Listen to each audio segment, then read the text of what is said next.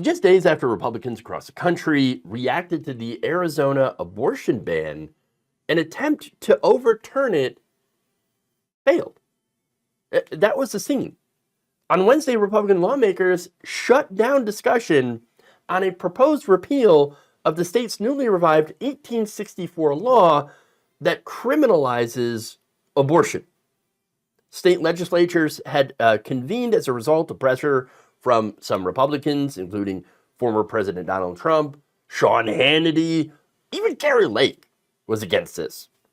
House Democrats and at least one Republican tried to open discussion on a repeal of the ban, which holds no exceptions for rape or incest, and also jails, doctors, nurses, anybody involved in providing an abortion, prison, 2 to 5 years, immediately. Now, GOP leaders who commanded the majority cut it off twice and quickly adjourned for the week without any discussion on it whatsoever, effectively blocking any attempt to overturn it. Now, one of the Republican leaders was State Representative Teresa Martinez, who then accused Democrats for yelling out shame of, quote, engaging in extremist and insurrectionist behavior on the House floor. I'm not kidding. Extremist and insurrectionist for yelling shame on the House floor. That's really wow. All right. Give me a break. So now there are 3 Republican legislators who openly oppose this ban. And this is one of them is Representative Matt Gress of Phoenix, who made a motion on Wednesday to repeal the law. He said in a statement that the near total ban is not reflective of the values of the vast majority of our electorate. Regardless of political affiliation, this issue transcends all. So look, he's saying it's really unpopular. And you know what? We will lose our elections if we support this. So yeah, no, not gonna do it. Hey, you know what? Let me just say this. Oh my God, he admitted! Because it's true. It's very, very unpopular. According to AP Votecast, 6 out of 10 Arizona voters in the 2022 midterm elections said they would favor guaranteeing legal abortion nationwide, which is a return to Roe.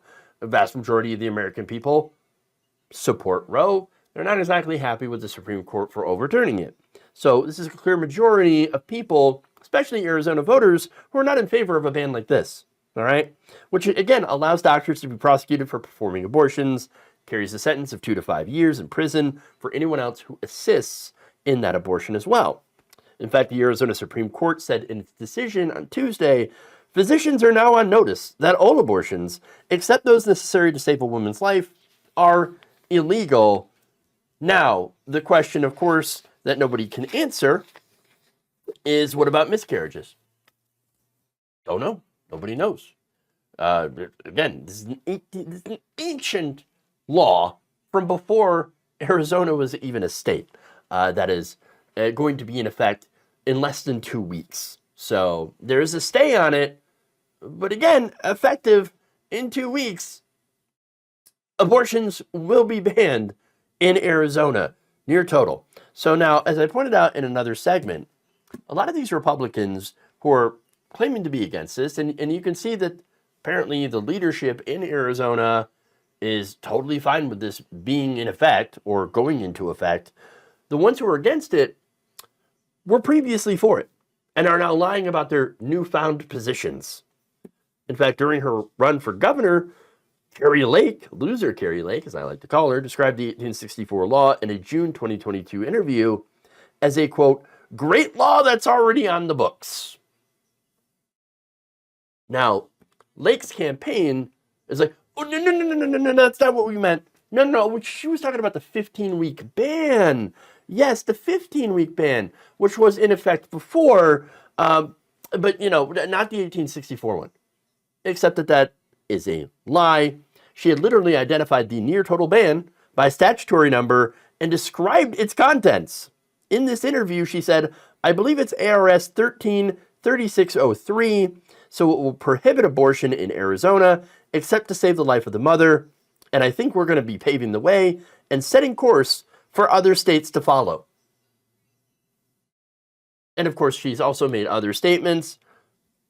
Life begins at conception, she said, which, again, if you believe in that position, then that would make all abortion illegal, except for to save the life of the mother, right? Which that's the rare exception, which they're not really sure about that being an exception either. And let's be honest about that, because the rules are usually pretty vague and murky. Again, like in the case of ectopic pregnancies or miscarriages, etc. Again, this is sort of the problem, having politicians and religious figures promoting legislation that is based on medicine, on science. They don't know anything about medicine or science, and so why are they pushing these pieces of legislation? They have no business doing so. Now, let's go to some other hypocrites. Arizona Representative Dave Schweikert said in a post on Tuesday, "I do not support today's ruling from the AZ Supreme Court." Oh, pretty clear, right? Now, when Dobbs overturned Roe, Schweikert had posted about how pleased he was with the decision. Again, this opened this up for this 1864 bill to go back into effect. That's what sending it back to the states really meant, that all these states had already had abortion bans that were passed, some of them ancient zombie abortion bans. Guess what? They're back into play. They're back into practice, back into law, back on the books, because they were never removed from the books. Now, getting back to Schweikert, he had also once co-sponsored the Life at Conception Act, because look, in practice, if you believe in life begins at conception, then you would be in favor of a total abortion ban. Now, another one, Republican Juan Ciscomani. He called this law, the 1864 law, a disaster. But after the end of Roe, the overturning with Dobbs, he applauded this and, again, was very, very happy about the end of Roe, which, once again, allowed this law to come back into effect. So there's a couple of examples here. You have all these Republicans who are now against it simply because they want to get reelected. And then, of course, you have Republicans on the other side in these safe seats. They want to continue to pander to the anti-choice crowd.